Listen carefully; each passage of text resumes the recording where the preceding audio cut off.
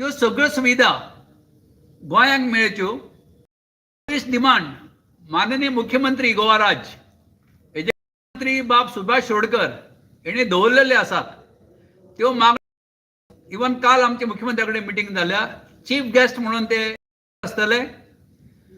आमचे जे डिमांड आसा reservation in post graduation 3 lakh रुपये जे एसटीक मेळटात, नीट पीजीक जेईक ते ओबीसीक मेळचे. जे मरणांक मेळटात एसटी धनगरांक ते ओबीसीक मेळचे. ओबीसीचे हॉस्टेल जाका 4 कोटी रुपया 2018 सँक्शन जाल्ले आसा गोवा युनिव्हर्सिटी कॅम्पस जावं भायर बांदतले जाल्यार ते बेगीन जावचें. ओबीसी भवनाक सरांनी इन्फॉर्मेशन दिलें करोड्स रुपीज महाराष्ट्रान सँक्शन जाल्यात नागपुराक बांदपाक.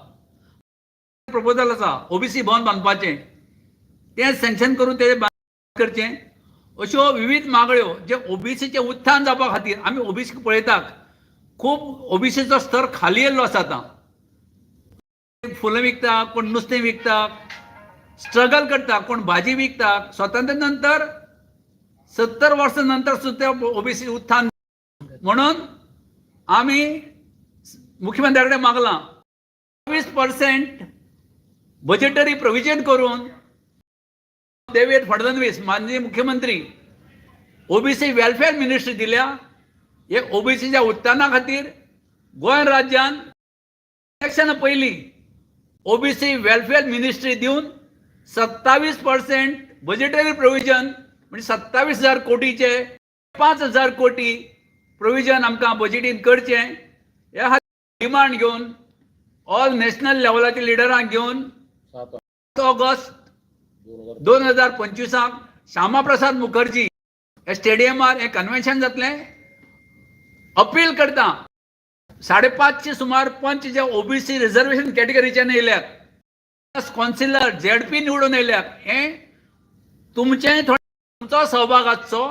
जे लोक आपले अधिकाराक हक्का खातीर लडोंक शकना त्यांचो आवाज तुम्ही जावन असेंब्लीन आमदार गेल्ले आसा, कॅबिनेटान आसा आमचे आमदार, पंचायतीनी पंच आसा, कावन्सिलर आसात, झेडपी आसात, जे इलेक्टेड रिप्रेझेंटेटिव्ह आहा तेणी फुडें माननीय मुख्यमंत्र्या कडेन मेळोन हे सगळे आमचे हक्क अधिकार आमकां दिवचे.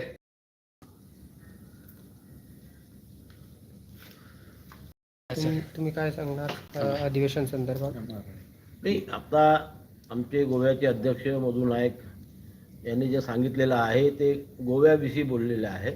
परंतु आमचं हे 7 ऑगस्टला होऊ घातलेलं राष्ट्रीय अधिवेशन आहे. या अधिवेशनामध्ये आम्ही संपूर्ण देशामध्ये जो हा 60% जास्त ओबीसी समाज आहे, या समाजातील प्रत्येक विद्यार्थी असो, युवक असो की आम नागरिक असो, या घटकाला ज्या सोयी आणि सवलती केंद्र सरकारने सुद्धा द्यायला पाहिजे त्या आम्ही केंद्र सरकारपुढे मांडणार आहोत.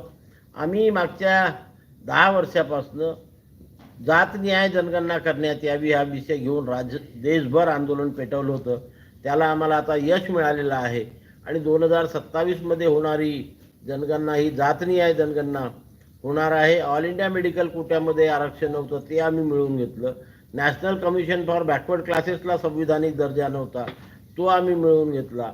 8 लाख रुपयापर्यंत नॉन क्रिमिनलची मर्यादा 2017 मध्ये झाली, ती अजूनपर्यंत आलेली नाही. परंतु या अधिवेशनामध्ये आम्ही केंद्र सरकारकडे मागणी करणार आहोत की ही जी क्रिमिलेअरची अट आहे ही नॉन कॉन्स्टिट्युशनल आहे, असंविधानिक आहे, ती रद्द करण्यात यावी व सर्व स्तरातील ओबीसींना न्याय देण्यात यावा.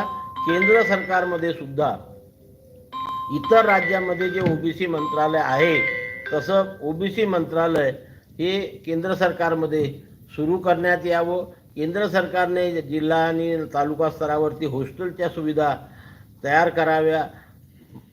परमपूज्य आमचे महात्मा ज्योतिराव फुले आणि आई सावित्रीबाई फुले यांना मरणोत्तर भारतरत्न पुरस्कार देण्यात याव्या. असे आम्ही 28 मागण्या या केंद्र सरकारकडे मांडणार आहोत. आणि आताच मधु नाईक यांनी सांगितल्याप्रमाणे गोवा राज्याशी संबंधित ज्या मागण्या आहेत त्यासुद्धा याची चर्चा या अधिवेशनामध्ये होऊन या अधिवेशनाला आमचे महाराष्ट्राचे मुख्यमंत्री माननीय देवेंद्रजी फडणवीस, उपमुख्यमंत्री एकनाथरावजी शिंदे, गोव्याचे मुख्यमंत्री माननीय प्रमोदजी सावंत आणि आमचे शिरोडकर साहेब, हे सर्व या ठिकाणी आणि सर्वच मंत्री आणि आमदार या अधिवेशनाला उपस्थित राहतील.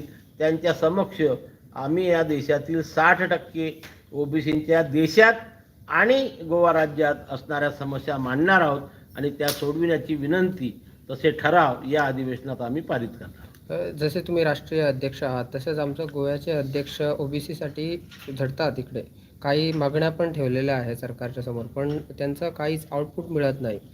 सरकार त्या मागण्या मान्य पण करत नाही. तर त्याला पुढे काय, तुम्ही काय करू शकता त्याच्यासाठी? नाही, हे बघा की आम्ही तेच आहे की 2016 पासून आम्ही सातत्य ठेवलेलं आहे, कंटिन्युटी ज्याला म्हणतात. आणि म्हणून केंद्र सरकारला काही मागण्या मान्य कराव्या लागल्या, महाराष्ट्र राज्यातील राज्याला सुद्धा काही मागण्या मान्य कराव्या लागल्या, इतर राज्यामध्ये सुद्धा मागण्या मान्य कराव्या लागल्या. तसंच गोव्यामध्ये आमचे काय म्हणतात त्याला मधु नायक असो, सर्वेज बांदोडकरजी असो, यांच्या नेतृत्वामध्ये ही जी गोव्यातली मंडळी काम करतात आहे, याकडे इथल्या सरकारला एक ना एक दिवस लक्ष द्यावं लागणार आहे आणि लक्ष देऊन त्या ओबीसी समाजाच्या समस्या सोडवाव्या लागणार आहे. कारण कुठल्याही राज्यामध्ये जा, हा ओबीसी 60%च्या वर आहे. आजपर्यंत आमचा ओबीसी हा झोपलेला होता. आम्ही डायरेक्ट शब्द वापरतो, स्वतःच्या अधिकाराविषयी जागृत नव्हता. पण राष्ट्रीय ओबीसी महासंघाच्या ह्या देशव्यापी चळवळीमुळे प्रत्येक राज्यातील ओबीसी आता जागृत झालेले आहे आणि स्वतःच्या अधिकाराकरता केंद्र आणि राज्य सरकारशी संघर्ष करायला तयार झालेला आहे. आणि त्यामुळे आपल्याकडे एक म्हण आहे मराठीमध्ये की बाळ जोपर्यंत रडत नाही आई त्याला दूध पाजत नाही. आता आमचे बाळं रडायला सुरुवात झालेली आहे. एक ना एक दिवस सरकारला त्यांच्याकडे लक्ष द्यावं लागेल आणि त्यांना न्याय द्यावा लागेल, जेणेकरून ह्या ओबीसी समाजातील विद्यार्थी, युवक आणि आम जनतेचा विकास होईल.